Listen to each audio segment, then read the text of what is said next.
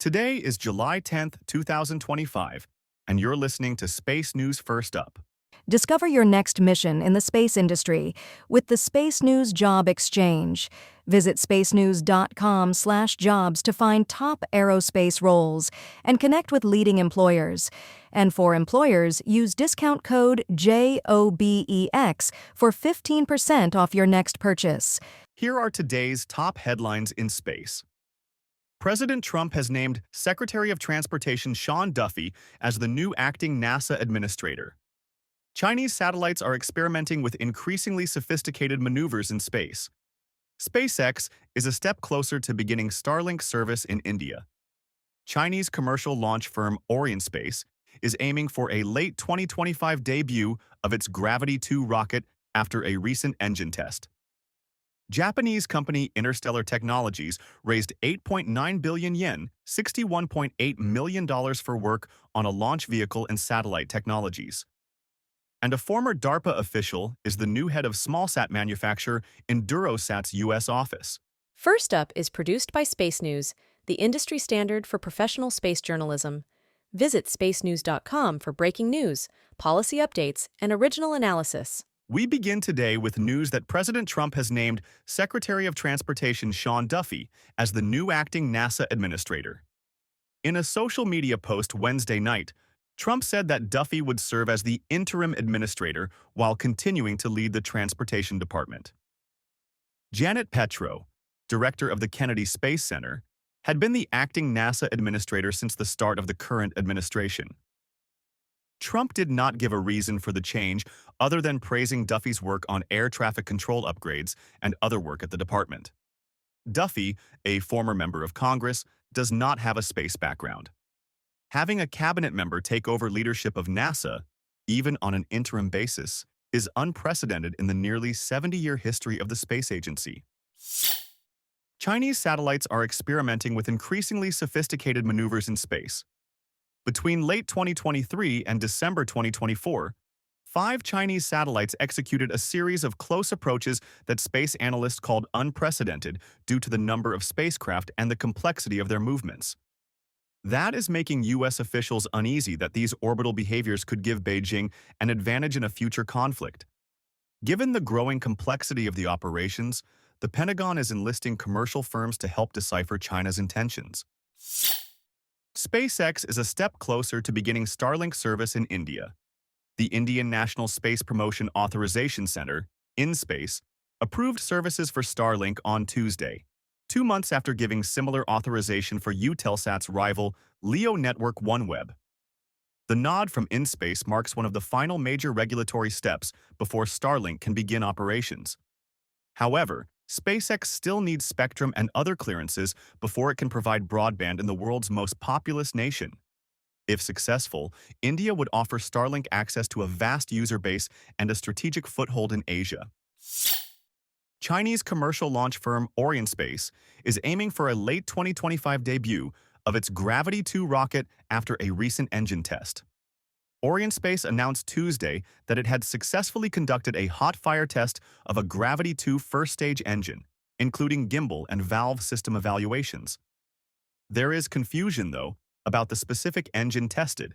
The company had been developing its own Yuanli 85 kerosene liquid oxygen engines, while test footage appeared to show a YF-102 engine, developed by state space giant China Aerospace Science and Technology Corporation. Orienspace said Gravity 2 will achieve flight readiness by the end of 2025.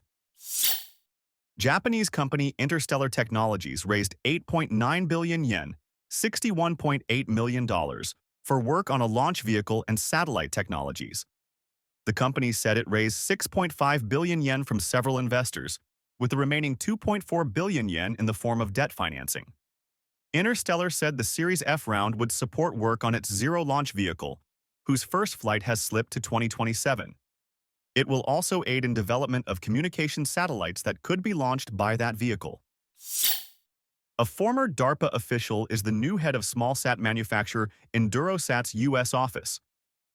Paul Rusty Thomas is a former DARPA program manager that led Project Blackjack, a demonstration of proliferated low Earth orbit (LEO) satellite systems. He also worked for SpaceX, and Amazon's Kuiper Government Solutions business. Thomas will help EnduroSat, a Bulgarian producer of smallsats, expand its work in the United States. Share your company's news with the entire space industry through Stellar Dispatch, the press release service from Space News.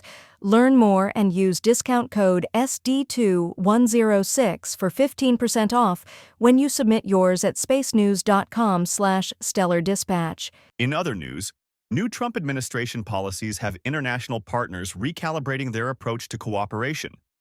After decades of working closely with international space agencies, the Trump administration is reevaluating programs through an America First lens, which prioritize domestic prosperity over foreign policy considerations. That has led officials in Canada, Europe, and elsewhere that have worked with the U.S. on space projects to rethink their plans, including stronger ties with each other and greater domestic spending as links with the U.S. weaken. Spaceports now have the same ability as airports to issue tax-exempt bonds.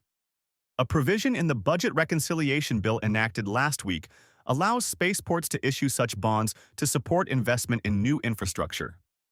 Spaceport advocates have argued that allowing spaceports to offer tax-free bonds, like airports and seaports, will make it easier and less expensive to finance projects. While the provision, as an earlier standalone bill, had bipartisan support, some criticized it as a handout to Elon Musk and Jeff Bezos. The Joint Committee on Taxation estimated that tax-exempt spaceport bonds will cost the government about $1 billion in lost tax revenue over the next decade.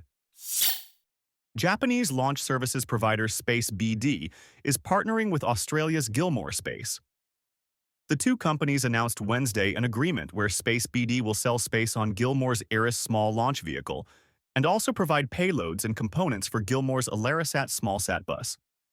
The agreement comes as Gilmore prepares for the first launch of Eris, now scheduled for as soon as next week after months of delays.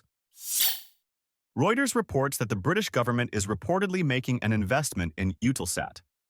A French newspaper reported that Britain will invest €163.3 million, $191 million, in the satellite operator after French President Emmanuel Macron met with UK Prime Minister Keir Starmer this week. The investment will allow the UK government to retain a roughly 10% stake in Eutelsat that came from Eutelsat's acquisition of OneWeb. A new round of investment by the French government would have diluted that stake. Airbus has won a contract to build 2 radar imaging satellites for the Spanish government. Airbus Defence and Space said it will build 2 PAZ-2 satellites, providing continuity for the PAZ satellite in operation since 2018. The first of the PAZ-2 satellites is scheduled to enter service in 2031. Politico reports that more than 2,000 NASA employees plan to leave the agency through buyouts. Those totals, according to agency documents, include many senior civil servants who are taking deferred retirement or other buyout options offered by the agency. The totals, though, fall well short of the projected reduction of 6,000 civil servants, a third of its workforce, outlined in the agency's fiscal year 2026 budget, suggesting that layoffs remain an option.